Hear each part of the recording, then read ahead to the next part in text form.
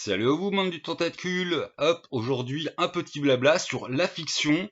Pour vous, est-ce que vous l'appréhendez plus comme un refuge, une fuite, ou est-ce qu'au contraire, quelque chose qui va vous ressourcer, hein, c'est pas qu'un aspect négatif, ou est-ce qu'au contraire, ça va être une mise en danger qui va vous permettre de l'apprentissage?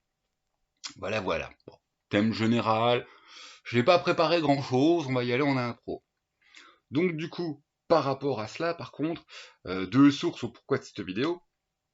Une discussion interminable depuis plus de 30 ans avec un vieux pote rôliste, qu'on était déjà pote et rôliste avant d'avoir mué, qui lui est très dans le camp du non, non, c'est forcément une fuite, c'est-à-dire au sens de la fuite, du réel, toute fiction. Et moi je suis plus souvent, mais quand même, hein, ça peut vachement être aussi un apprentissage. Bon, donc déjà, hein, Descartes il dit apprentissage, mais on s'en fout, on va pas faire du pro Descartes. Descartes n'est pas, voilà, n'est pas l'argument du ta gueule j'ai raison. Mais donc, il y a aussi l'autre truc, c'est que bah, dans les influenceurs, ça a commencé par du critique cinéma, il y a eu du critique manga, enfin bon, des gens en milliers de vues, hein, qui sont bien allés là-dessus pour bah, justifier ce que eux ils considèrent comme supérieur ou élite par rapport à ce qu'ils trouvent comme inférieur et je voudrais dire pour le médiocre. À chaque fois, on a le droit à la petite citation de Nietzsche, hein, c'est bien que les médiocres soient là. Bon, là, on a un niveau argument, ce type, un peu ce que disaient certains dans la cour de récré, c'est cool qu'il y ait des nuls, ça me survalorise. Bon, ça vaut ce que ça vaut. Alors, hop, commençons un peu, parce que des dichotomies comme ça, d'engueulade avec ça c'est mieux que ça c'est du vrai jeu de rôle, on en a quand même beaucoup chez nous, hein, dans notre petit milieu holistique. Indé versus commercial, on a quoi? Les expérimentaux versus les OSR, les avant-gardistes progressistes versus la vieille garde du on veut pas qu'on bouge, les narrativistes version les systémistes, et à chaque fois, ben, on va mettre la qualité et la médiocrité en fonction de nos goûts, hein. Des fois, on habille ça avec un petit peu d'argument, mais c'est quand même vachement en fonction de nos goûts. Prenons l'exemple de l'OSR. Ben, moi, j'aime bien l'OSR, mais j'aime pas tous les OSR. Il y a gna gna gna, et il y a comment je peux l'argumenter, au sens, bah, tu peux avoir l'OSR, juste tu vas ressortir ta vieille boîte rouge, blanche, en fonction, ou ADD1 en fonction de quand tu as commencé, et puis tu rejoues tel quel comme tu jouais quand tu avais 12 ans et demi.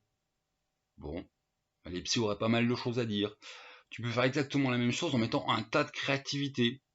Et là, on a Knock, et là, tout d'un coup, je ferme ma gueule, j'allume des serres, je fais wow, ouga ouga, c'est génial. Tu vois? Parce qu'il y a eu un petit plus quand même, hein. Knock, ça sent bon. Ah, je pars pas en vrille sur Knock. Bon, on a eu pas mal déjà de rétro-clones. Ça avait commencé il y a quelques années avec bah, d'ailleurs les rétro-clones du temps d'avant. Hein, j'ai Coureur d'Orage en tête, hein, ou Ito. C'est des rétro-clones qui apportent énormément de nouveautés. C'est du rétro, mais sauce 2000 plus, avec plein d'apprentissage de ce que nous ont laissé 20-30 ans de pratique de jeu de rôle. Est-ce qu'on peut vraiment en fait y qualifier de rétro-clone? Bah, pas tant que ça. C'est le meilleur d'avant que certains auteurs ont essayé de tirer voilà, la moelle, la sève, là, ce que tu veux, pour y injecter avec de la modernité. C'est quand même une belle tentative de créativité. Et puis après, bon, vu comment a été le marché, je pense qu'on d'ici les deux, enfin, dans l'année, puis dans l'année d'après, on va avoir beaucoup de rétro-clonage avec plus ou moins de créativité parce que c'est par là qu'il y a le bifton aussi, hein.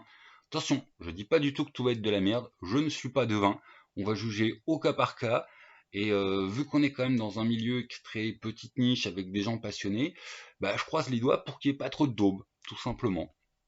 Voilà, voilà. Et quand même par rapport au rétro-clone, tu auras donc le rétro-clone qui va comme ça, à vue de nez, là, je vous fais boop, trois catégories.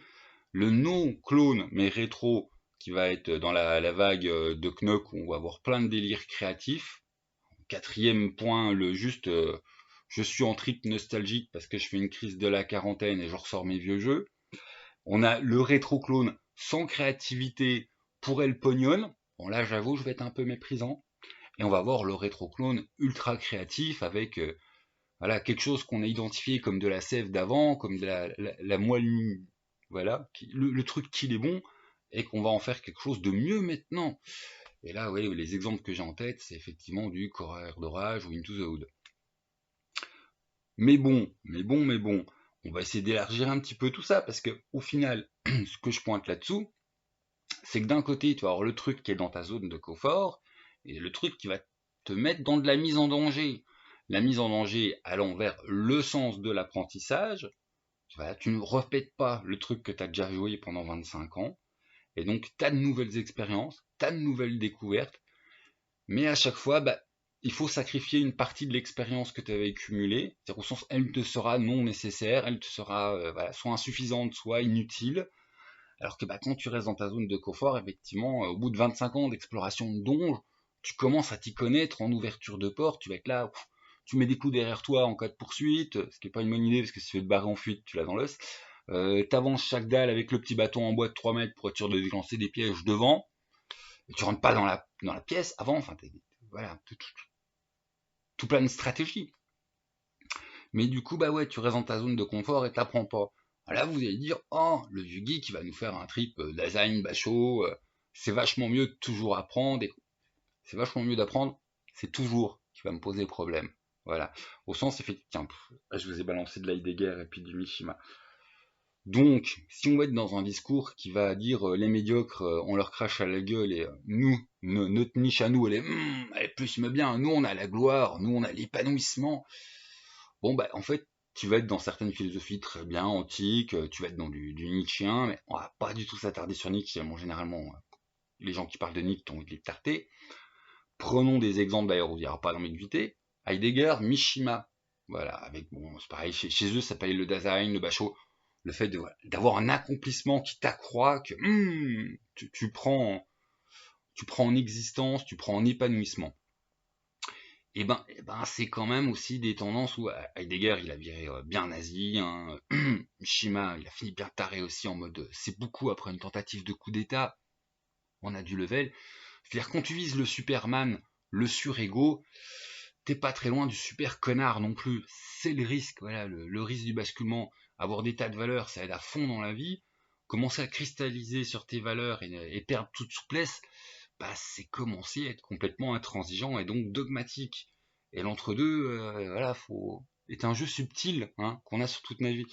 Et du coup, je disais, c'est toujours qui va poser problème, parce qu'au sens, en fait, voilà, si toi, ça fait 20 ans que tu joues avec tes potes et que vous faites tout le temps, tous les 15 jours, la même soirée bière pizza pour faire l'exploration d'ombre, je ne te jette pas la pierre et j'aimerais peut-être en faire partie.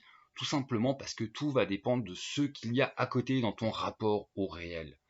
Le terme de fuite via la fiction, c'est pas du tout forcément quelque chose de malsain. Tout le monde délire là sur l'épanouissement, mais attention, il peut avoir des petits problèmes. C'est que ouais, au bout d'un moment, on se rigidifie et qu'on a tous besoin de zones d'assouplissement, de zones de recueil qui ressourcent. Et si toi dans la vie, voilà, t'es hyper adaptable, hyper machin, hyper épanoui et que ça te bouffe de l'énergie et que ta zone de réconfort et de ressources, c'est de te réunir tous les voilà, samedis impair avec tes potes pour faire les mêmes explorations de donjon, et grand bien t'en fasses. Voilà. C'est pas toi l'épanouissement et l'apprentissage, tu ne le trouveras pas en jeu de rôle. Dans le rejeu de rôle, tu vas retrouver la ressource, le lien social et le lien d'amitié avec tes amis. Et puis en fait, du coup, c'est très bien. Voilà. C'est juste que moi en tant que critique, et sur cette chaîne, c'est pas pour rien si je ramène des petits trucs indés, ouais tiens ça, personne ne connaît, ça mérite d'être connu. J'aime bien le côté, le jeu de rôle, ça peut être vraiment autre chose que ta petite caverne de ressourçage, ça peut être quelque chose qui t'apporte au monde, qui t'ouvre sur, qui t'enrichit. Voilà. Et c'est pas pour autant que je vais balancer des caillasses dans la gueule des gens d'en face, parce que quelqu'un qui va me soutenir que pour lui c'est un refuge et une ressource, je connais pas sa vie à côté. Peut-être qu'à côté il est 15 millions de fois plus épanoui que moi et plus entreprenant et que j'aurais plutôt fermer ma bouche. Ce qui fait que c'est les deux points que je voulais soulever par rapport à tous les pseudos, ce qui est bien, ce qui est pas bien, ce qui est machin, t'es un con parce que tu regardes Avenger, ou tu lis pas les bons livres, ou tu joues pas au vrai bon jeu. C'est pas mal des conneries déjà si tu connais pas le métacontexte de la personne. Voilà. C'est dire à quelqu'un, t'es un con parce que tu joues à ce jeu et puis du coup ça veut dire que t'as des œillères. Ouais, mais peut-être qu'en fait c'est l'endroit où il se ressource, puis qu'à côté dans la vie il a 15 millions moins de lierre que toi. Déjà, voilà. Et l'autre point sur lequel je voulais finir avant de... Ouais, J'avais noté 5 idées en me disant je vais essayer de pas partir en couille et forcément je suis parti en couille et je n'ai absolument parlé de rien. Tiens, sauf mon point de départ et mon point d'arrivée, c'est bien. Le point que je voulais rajouter en fait sur tout ça, c'est ce qu'on appelle en philo l'intentionnalité. Tout simplement que l'objet n'est pas identique en fonction de comment tu le perçois et comment tu t'y investis. Voilà. Ce qui veut dire que effectivement, certains peuvent tout à fait prendre des dés pour se crisper. On va jouer un petit peu sur la X-card et puis gueuler sur toutes les nouveautés et puis être très conservateur à tendance rétrograde, comme d'autres vont pouvoir jouer à DD et enfin voilà, j'ai toujours pas lu le bouquin de philo qui est sorti sur DD, mais c'est un petit peu ouvrant. Ça va dépendre de qu'est-ce que tu amènes, qu'est-ce que tu vois. Moi j'ai eu des très bonnes expériences justement formatrices et d'apprentissage via Donjons Dragons.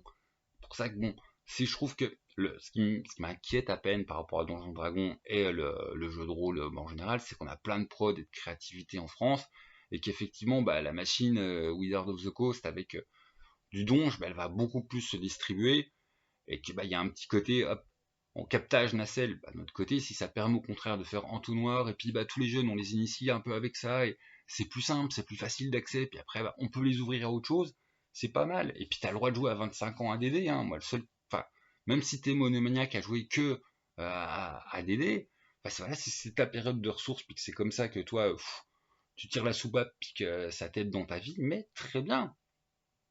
Là où j'ai à peine plus de crispation, c'est les gens qui justement dans la vie vont pas être épanouis et qui vont utiliser le jeu de rôle comme un biais fantasmatique, un truc ou un défouloir. Alors votre psy vous dirait c'est bien, au moins défoulez-vous quelque part hein, plutôt qu'exploser. Donc même là en fait ça reste très positif. C'est juste ça peut être les gros ronchons de la communauté. Voilà. Prenons par exemple l'exemple de la X-Card. Ce qui est très marrant et paradoxal avec la X-Card, c'est que ceux qui gueulent contre la X-Card n'ont pas conscience qu'ils jouent à niveau méta une X-Card. Voilà, mon jeu de rôle que j'ai connu depuis 25 ans, c'est le truc dans lequel je suis sécure et je suis bien. Et toi, petit con qui vient avec tes nouvelles pratiques, tu me déranges. Donc je gueule, donc je joue ma X-Card, que ta X-Card j'en veux pas. Vous voyez le truc? Parce que la X-Card c'est quoi? C'est dans une partie dire, ah là là, ça me dérange. Ah, c'est la matérialisation du, moi ça me blesse, ça me dérange.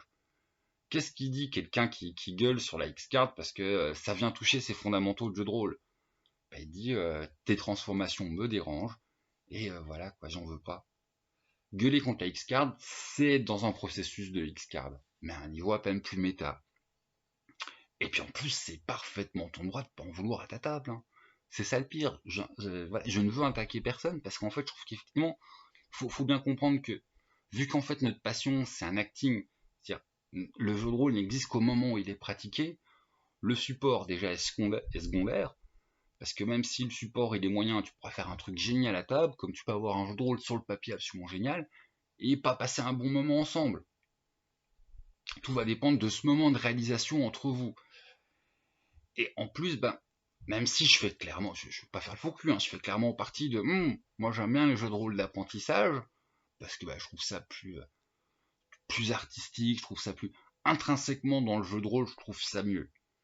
Mais justement, dans le jeu de rôle, il n'y a pas que l'intrinsèque, il y a le côté méta de vos vies. On n'est pas limité par le jeu de rôle. Si toi, le jeu de rôle, ça va être ce moment de ressourçage, je veux strictement qu'à fermer ma grande gueule. C'est très bien. Joue tous les 15 jours avec tes potes en mangeant, enfin, les mêmes parties. C'est quelqu'un qui fait depuis 25 ans du donge, avec tous les week-ends, il y en a un qui fait l'elfe, il y a l'autre qui fait le nain, il y a l'autre qui fait le machin, mais qu'à côté, ils sont super épanouis, ils ont une vie qui bouffe de l'énergie et que c'est leur moment de ressources, c'est du bon jeu de rôle, c'est du vrai jeu de rôle. J'irais pas dire que c'est des vieux cons. Au niveau de comment j'imagine la pratique de jeu de rôle, pour moi, ça m'est impossible. J'ai envie de nouveautés, j'ai envie d'expérimentation, j'ai envie d'apprentissage, tout simplement. Mais ça, c'est mon rapport au jeu de rôle, parce que je veux pas qu'il soit un média secondaire qui... Enfin voilà, dans l'exemple 1, en fait, le jeu de rôle, ça serait... vous auriez la passion foot, ça serait presque pareil. C'est vous avez besoin de quelque chose qui vous unit, parce que le supérieur, c'est la ressource avec les potes. Voilà, je fais partie des cramés qui aiment bien mettre le jeu de rôle au sens de forme d'art, et donc du coup, si tu veux forme d'art, faut pas qu'elle passe après avec tes potes, faut que elle soit au minimum au même niveau, et donc du coup qu'elle ait une existence en soi, et donc je recherche un peu certaines qualités, une certaine augmentation de la qualité rôlistique dans son ensemble. Mais, je suis parti en vrille totalement dans cette vidéo. Ça n'empêche qu'il n'y a pas de bon et de mauvais jeu de rôle, et il n'y a même pas de bon et mauvaise pratique. Après, effectivement, il y a des attitudes castrantes envers les autres joueurs. Il y a des attitudes du moi je sais c'est quoi le vrai jeu de rôle, ce que tu racontes c'est de la merde. Qui ça pue un peu du cul dans notre communauté quand même. Ça c'est pas ouf. Hein. Enfin, je veux dire, qu'est-ce qu'on en a à foutre que machin il utilise tel ou tel nouveau procédé que toi tu veux pas.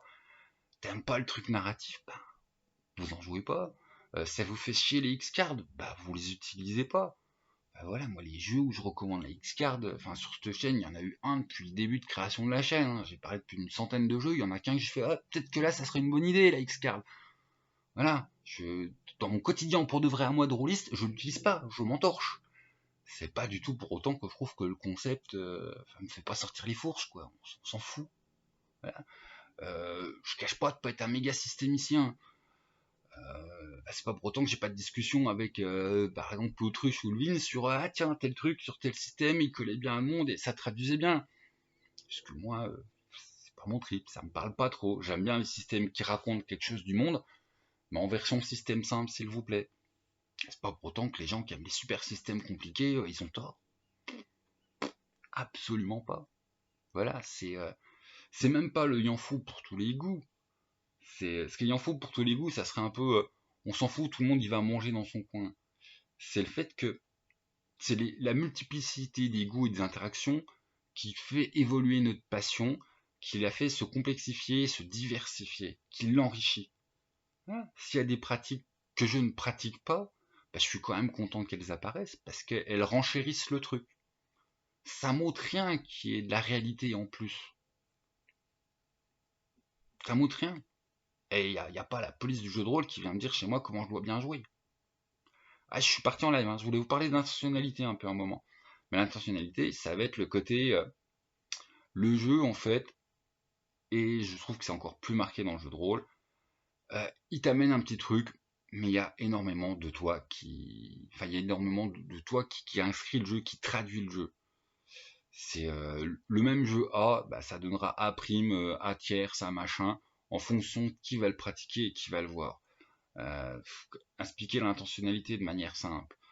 C'est l'objet en fait, personne n'y va le percevoir dans sa pureté. Hein, on va pas vous mettre des termes de philo à la con.